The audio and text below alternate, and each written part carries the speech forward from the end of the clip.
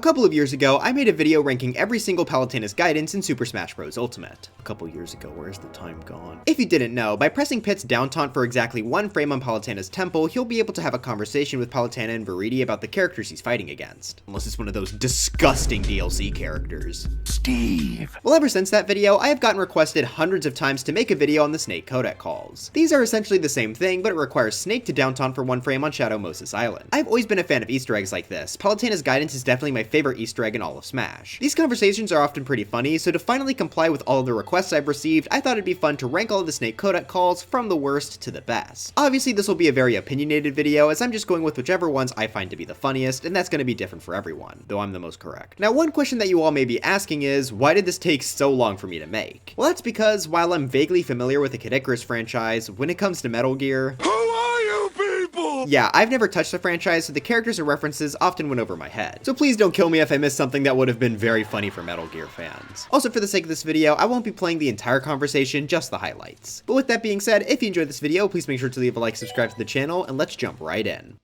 To kick off our list here, we have 37, Ness. This one just doesn't really have anything funny about it. Snake talks with the Colonel about Ness's psychic powers, but not really in a comedic way. The most interesting thing is a reference to Psycho Mantis, a character from the Metal Gear series who has mind-reading abilities. Like I said, I don't play Metal Gear, so I didn't know about him, but apparently in-game, he could read what other games you played before Metal Gear and then tell them to you in a cutscene. That is honestly really cool. I like that a lot. Luckily for Snake, though, Ness doesn't have any mind-reading abilities. Or does he? Even if he had telepathic powers, I don't think he'd use him to mess with you like that. I hear he's a good kid. You do not know what Ness is capable of. Anyway, before we continue, you may be wondering why there are only 37 entries in this list when there are a lot more characters than that in Smash Ultimate. I mean, that's at least 38. That's because the Snake Codec Calls only include the characters that were present in Smash Bros. Brawl. Unlike Palutena's guidance, they weren't updated with Ultimate, which is a bit of a shame, but at least that makes my job a little bit easier. Which is good because I have so much homework I should be doing right now. 36, Ice Climbers. They're an inseparable team, Snake. Don't underestimate them. We'll see about that. Again, another pretty basic one. This time Snake talks with Mei Ling about the Ice Climbers and how well they work together. Like Ness, there's not much funny here, so it is pretty generic. 35, Ike. Okay, this one sucks. Honestly, it has a pretty good argument for last place, but let's start with the positive. This is Snake and the Colonel talking about how Ike is a very powerful swordsman, to the point where he's able to use a two-handed sword with just one hand. I do like how the Colonel basically tells Snake to camp though. That's pretty funny and good advice. But as for the negative, for some reason, this only works against an Ike in one of the 4 baby ults.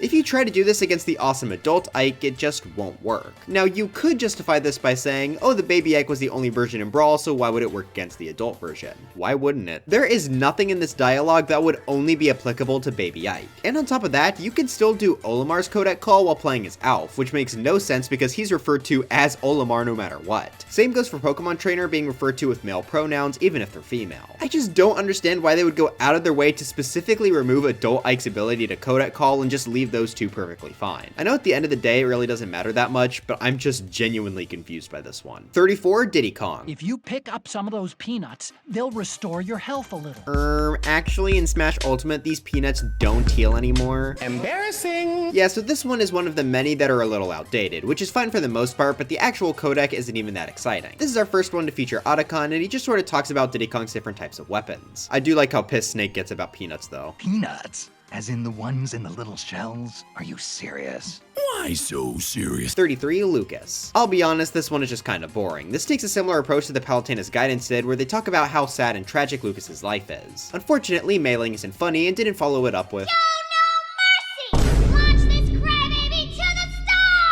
yeah, so that alone ended up putting Lucas on completely different ends on both of the lists here. 32, Rob. This one really doesn't have much to it. They just sort of make fun of his name for being a bit basic. At the end though, Otacon goes a bit did you know gaming on us and tells us about how Rob's main colors change based on the region, which I guess is kinda cool. 31, Mr. Game & Watch. Game & Watch was a series of portable games released by Nintendo in 1980. They were powered by large-scale integrated circuits and only had monochrome LCDs. This is making my head hurt. Yeah, so this one is just a big history lesson on what a Game & Watch is. That part drags on for a bit, bit too long, but I do like how near the end, Otacon gives up and just says, it'll make sense as you fight, and Snake just grumbles. 30, Pit. And by trials, you mean game overs. This is such a dumb joke, but this line just reminds me of those stupid Fortnite roleplay channels that try to get around saying the word kill by going, I'll game end him myself. According to the wiki though, this is supposed to reference how hard the original Codecs was, and Otacon's comment after the fact is supposed to reference the iconic Metal Gear game over screen. Still, this isn't the most interesting codec, but we're starting to get somewhere with these. 29, Meta Knight. Alright, before we get into this one, the next 3 entries on this list have to do with Metal Gear references that I personally just didn't get. I'm sure fans of the series would like these 3 much more, but since I don't really get it, I'm placing them around here. For Meta Knight, Mei Ling just gives a pretty straightforward explanation of him in the halberd. That transitions to talking about how narcissistic it is to put your face on a giant ship. Apparently, this is actually a reference to Outer Haven, a ship in Metal Gear Solid 4 that has a Mount Rushmore-like structure that includes all of the faces of Snake's family. I'm sure Metal Gear fans are freaking out about how this is the most peak thing ever. 28, Marth. This is again another pretty basic description of the character and their lore. This time Mei Ling talks about how Marth was betrayed in the Fire Emblem series, which Snake mentions he relates to. That's a reference to how Snake was betrayed by his war buddy, Greyfall. Wait, I know that guy, it's the assist trophy, I get the reference! 27, Fox. You seem to have a thing with foxes, don't you, Snake? Don't remind me. First Foxhound and now this guy. I'm sick of foxes.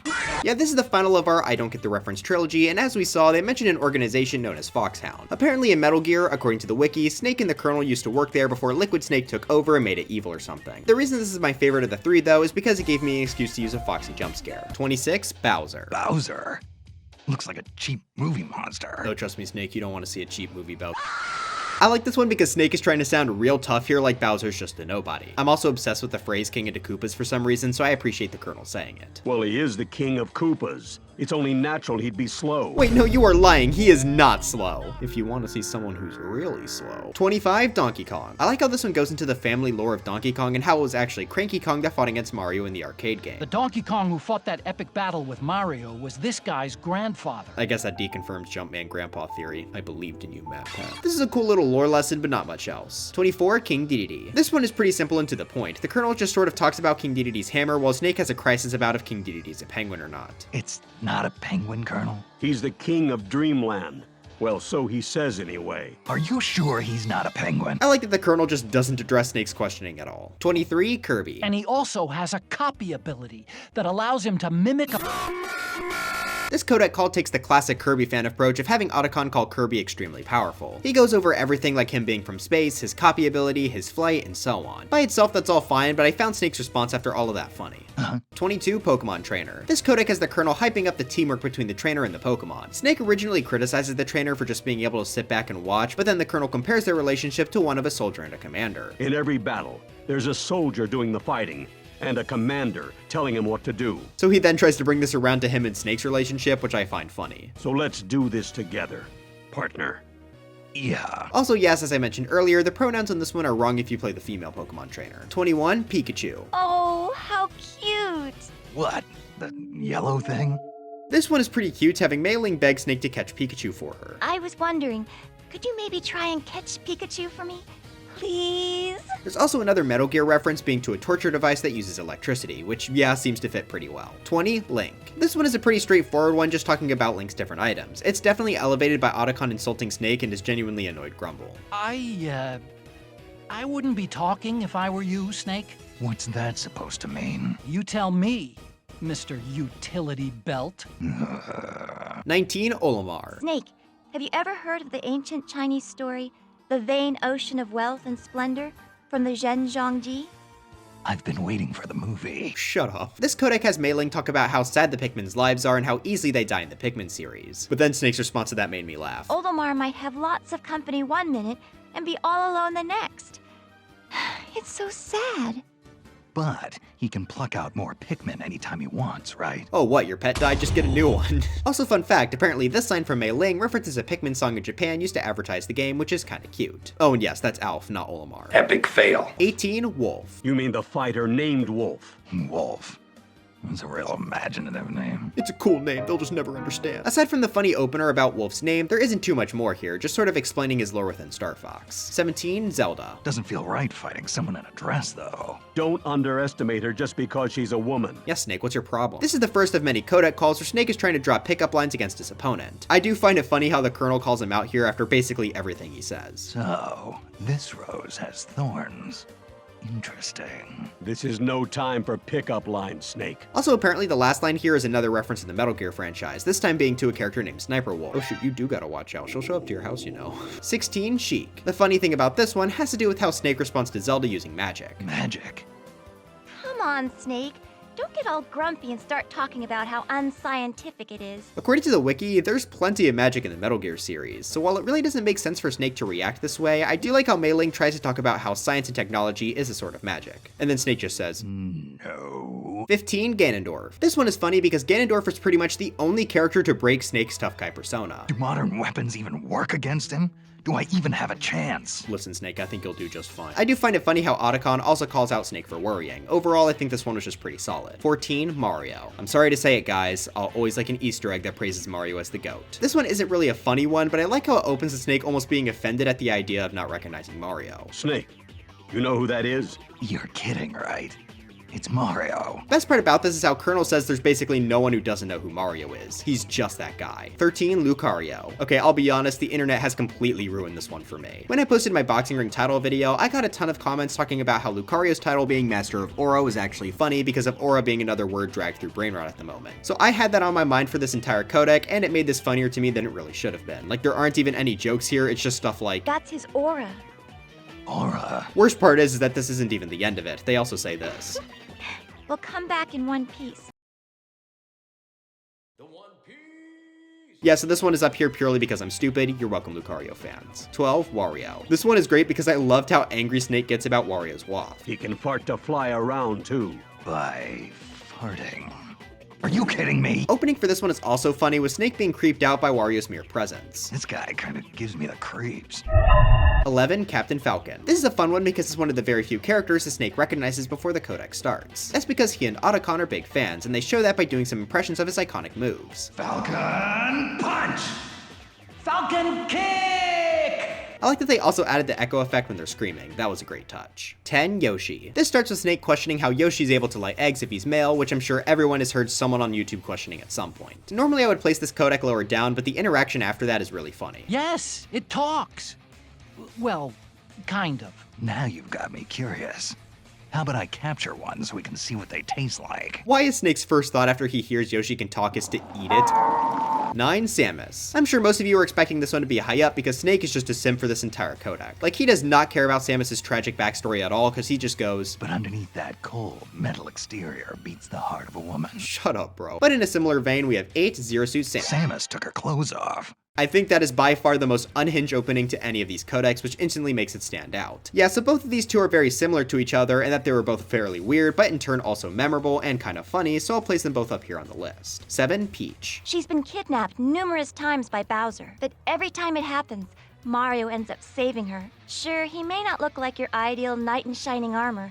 A little on the short side, I'd say. Hey, back off. He's a knight in shining armor to me. Anyway, this one talks about how Peach is always getting kidnapped, so Snake does the classic internet reviewer of going, If he was smart, he'd tell her to stop getting kidnapped. and then he gets Reddit gold for his astute and original observation. Honestly though, I did kind of find it funny, so whatever, fine, it can place up here. But you two better not diss Mario again. 6, Toon Link. This one should absolutely not be high up on the list, but I personally find it funny, so let me explain. This basically all stems from my lack of Metal Gear knowledge, but essentially, Mei Ling explains how there have been many people in the Zelda series named Link. They all have certain things in common.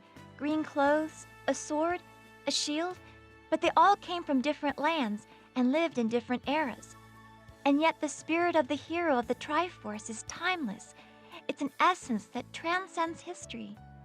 I think I can relate to that. I found Snake's response funny because I wasn't thinking about the fact that there are multiple people named Snake in the Metal Gear series. I thought he was responding to what Mei Ling said about the spirit of the hero transcending history. So to me, it came off as a really cocky, yeah, I can relate to that, I'm kind of the GOAT. I'm sure most people will not find it funny at all, but it made me laugh, and it's my list, so sorry. 5, Jigglypuff. Ah, there's a big eyeball walking around here. What type of eyeballs are you looking at? Okay, in all seriousness, I did find that opening funny just because of how miserable Snake seemed for no reason. For the rest of the call, the Colonel explains how Jigglypuff is a balloon and how rest works. Snake being confused about how Jigglypuff sleeping could be deadly is also funny.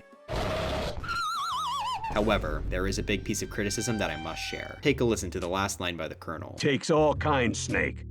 Especially here in Brawl. Did you notice it? He called this game Brawl. Last time I checked, pretty sure it's Ultimate. I think the only reasonable thing to do is put this in last place. Obviously, this is just a leftover from the fact that they couldn't re-record these, but it does definitely stick out a little bit. 4, Snake. Colonel, it's me. I love the idea behind this one. It's just trying to explain how it's possible that Snake would be fighting another Snake. Not only is it just funny with the opening, but I think the direction they take with this is really cool. They first drop a reference to the cloning project that created Snake, and while I didn't get the reference, context clues were enough here, and the rest of the call is great. I love that Snake points out the different suit colors because for this to happen, the Snakes would have to be using different alternate costumes. And then Snake also makes a comment about how their fighting styles are a bit different. This obviously references the fact that each Snake is being played by a different person. Okay, well technically I'm alone and just using 2 controllers, but shut up. And if all of that wasn't enough... You faced tougher odds in the past, Snake.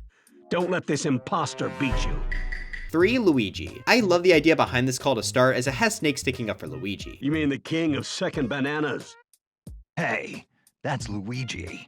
Show him a little respect. I just find it funny how Snake is such a huge Luigi fan. Reminds me of how I was standing up for Mario like 5 minutes ago. The call doesn't end there though, as it just keeps getting better. For some reason, Colonel just keeps insulting Luigi for no reason. Look at that pale skin. He's been living in his brother's shadow for too long. That's a low blow, Colonel. Then after that, I think the Colonel just completely loses his mind. Lolly lule lo, lolly lule lo. Lolly lule lo. Technically, this is another reference to Metal Gear, but goodness gracious, that's a long paragraph. Regardless, Snake's response after that is great. Colonel, snap out of it. Colonel! Colonel! I love that they have the echo effect here, which is basically the one reference I actually get to the series, as it's a reference to the game over screens. Snake, are you okay? Snake? There was just so much to this one that I think it undeniably deserves to place high up. 2, Sonic. I'm sorry, but this one just speaks to me. My favorite thing in the whole wide world is hating on things for no reason. That is the entire theme of this call, as Snake just gives off hater energy right from the start. Something about that hedgehog rubs me the wrong way.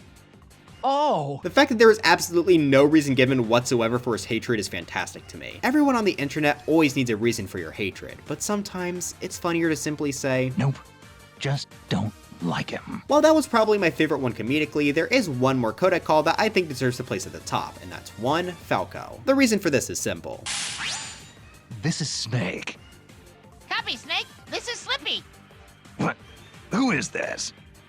What are you, some kind of frog? This is the only Snake codec call to feature a character from another franchise, in this case being Slippy Toad from Star Fox. The Star Fox series is also known for having a lot of these sort of radio calls themselves, so having a cameo like this actually fits the franchise extremely well. Also, while I'm here, somehow I didn't know this until researching for this video, but apparently if Snake gets KO'd while in a codec call, the other person will do the iconic game over scream. Snake, do you copy? Snake! Snake! Snake! What's going on? Snake? Snake! Snake! Don't quit now! Snake! Snake! And yes, that even includes Slippy. Snake! Get up! Snake! Snake! The fact that they included basically an Easter egg inside an Easter egg is so cool to me. As for the conversation itself, I think it's a lot of fun. The start is great with Snake and Slippy's banter about how he even got into the call in the first place. Easy there, buddy. Just thought I'd hop on the wireless and give you a holler. Don't get mad. Hacked right into my channel, huh? But I'm not here to mess nothing up. Don't worry. Then after that, Slippy and Snake talk about Falco's blaster and reflector, which I just thought was a great crossover interaction, especially when Snake asks Slippy to design something for him later. Smash always feels like it misses out on the crossover character interactions, and while the guidances and codecs are a big step in the right direction, I really appreciate how much further Falco's call takes it. So for simply featuring an exclusive character, I think Falco deserves the crown as the best codec call in Super Smash Bros. Ultimate.